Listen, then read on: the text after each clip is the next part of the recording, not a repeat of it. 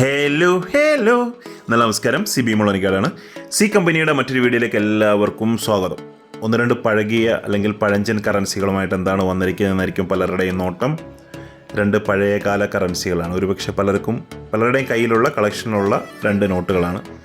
ഈ നോട്ടുകൾ നമ്മളെപ്പോഴും കാണുമ്പോൾ ഉള്ള കാഴ്ചയ്ക്കപ്പുറം ഒരുപാട് കാര്യങ്ങൾ ഇതിനകത്ത് നിന്ന് പഠിക്കാനുണ്ട്. ഇതിൻ്റെ ആദ്യത്തെ വ്യത്യാസം എന്ന് പറയുന്നത് ഇതിൻ്റെ ചെറിയൊരു കളർ വേരിയേഷൻ ഉണ്ട്. അത് സ്വാഭാവികമായിട്ടും ഉണ്ടാവാൻ സാധ്യതയുള്ളതാണ്. ചില നോട്ടുകൾക്കൊക്കെ അങ്ങനെ ആദ്യത്തെ ബാച്ചിനും പിന്നീടുള്ളതിനൊക്കെ ചെറിയ കളർ വ്യത്യാസങ്ങളൊക്കെ ഉണ്ടാവാം. അത് സ്വാഭാവികമാണ്. പക്ഷേ ഈ രണ്ട് നോട്ടുകളുടെ പ്രത്യേകത എന്ന് പറയുന്നത് അതല്ല. ഈ രണ്ട് നോട്ടുകളുടെ പ്രത്യേകത എന്ന് പറയുന്നത് രണ്ട് രാജ്യങ്ങളുടെ പേരിൽ ഇറങ്ങിയിരിക്കുന്ന നോട്ടുകളാണ്. ഇത് രണ്ടും ഉപയോഗിച്ചത് ഒരു രാജ്യത്താണെങ്കിലും ഇതിൻ്റെ പേരുകൾക്ക് വ്യത്യാസമുണ്ട്.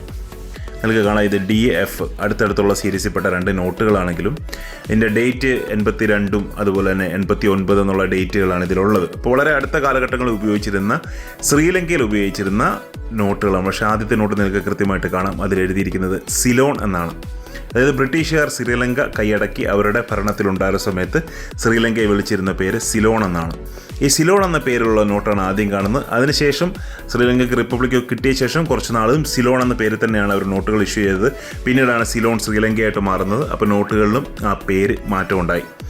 ഇത് ശരിക്കും ബ്രിട്ടീഷ് സിലോൺ അല്ല, ഇത് റിപ്പബ്ലിക്കായിട്ടുള്ള ശ്രീലങ്കയുടെ തന്നെയാണ്. പക്ഷേ ആദ്യകാലങ്ങളിൽ ഉപയോഗിച്ചിരുന്ന പേര് സിലോൺ എന്നായിരുന്നു. അതുകൊണ്ടാണ് ആ നോട്ടിൽ സിലോൺ എന്നുള്ളത്. അടുത്തായിട്ട് നമുക്ക് വന്നൊരു പാക്കറ്റാണ്. നമ്മളിപ്പോൾ അധികം പാഴ്സലുകളൊന്നും ഇല്ലാത്തതുകൊണ്ടാണ് ഒന്നും കാണിക്കാത്തത്.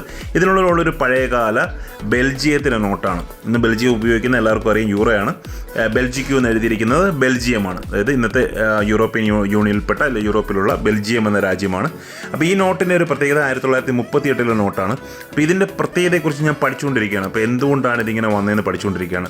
കാരണം ഈ നോട്ട് നല്ല ഡിസൈനായുള്ള നോട്ടാണ്. ഏകദേശം ഇൻ്റർനാഷണൽ മാർക്കറ്റിൽ ഒരു $10 എബോവ് വില വരേണ്ട ഒരു നോട്ടാണ്. നാട്ടിലൊരു 1000 രൂപ ഒക്കെ മാർക്കറ്റ് വാല്യൂ ഉള്ള ഒരു നോട്ടാണ്. ഇതിൽ കാണാം 50 ഫ്രാങ്ക് എന്ന് എഴുതിയിട്ടുണ്ട്. അതുപോലെ തന്നെ 10 ബെൽജ എന്ന് എഴുതിയിട്ടുണ്ട്. അതായത് ഈ ഫ്രാങ്ക് എന്ന് പറയുന്നത് ഫ്രഞ്ച് കറൻസിയാണ്. ഈ ബെൽഗ എന്ന് പറയുന്നത് അല്ലെങ്കിൽ ഇവിടെ ബെൽജിയത്തിൻ്റെ ആ ഒരു ലോക്കൽ കറൻസി പോലെ എനിക്ക് തോന്നുന്നു. എന്തുകൊണ്ടാണ് ഇങ്ങനെ രണ്ട് പേര് അല്ലെങ്കിൽ രണ്ട് കറൻസിയുടെ പേര് ഇതിൽ വന്നതെന്നുള്ളൊരു സ്റ്റഡി നടത്തിക്കൊണ്ടിരിക്കുകയാണ്. അതിന് എന്തെങ്കിലും ഒരു കാരണം ഉണ്ടാവും. കാരണം അല്ലെങ്കിൽ ഇങ്ങനെ കൊടുക്കേണ്ടതല്ല. അല്ലെങ്കിൽ ചിലപ്പോൾ $2.50 എന്നൊക്കെ പറയുന്ന പോലുള്ള ഒരു ഡെനോമിനേഷൻ ആവാനും വഴിയുണ്ട്. അല്ലെങ്കിൽ ഫ്രാങ്ക് അവരുടെ ലോക്കൽ കറൻസി, അതിനുശേഷം അതിൽ വരുന്ന പൈസ ഡെനോമിനേഷൻ അല്ലെങ്കിൽ ചെറിയ ഡെനോമിനേഷൻ ആയിരിക്കും അത്. ഇങ്ങനെയുള്ള കാര്യങ്ങളെക്കുറിച്ചൊക്കെ കൂടുതൽ അറിയാൻ വേണ്ടിയിട്ട് ഞാൻ എപ്പോഴും ആശ്രയിക്കുന്ന ഒന്നാണ് ഈ കാറ്റലോഗുകൾ. ഇതിനകത്ത് ഒരുപാട് കാറ്റലോഗുകൾ എൻ്റെ കയ്യിലുണ്ട്. ഞാനെപ്പോഴും പഴയ എഡിഷൻസാണ് കൂടുതലും വാങ്ങിക്കുക. കാരണം പഴയ എഡിഷൻസ് അല്പം വില കുറവുണ്ട്. അതുകൊണ്ട് തന്നെയാണ് പഴയകാല കാറ്റലോഗ്സ് വാങ്ങിക്കുന്നത്. സെക്കൻഡ് ഹാൻഡ് കാറ്റലോഗ്സാണ് ഞാൻ വാങ്ങിക്കുന്നത്, പുതിയത് വാങ്ങിക്കില്ല.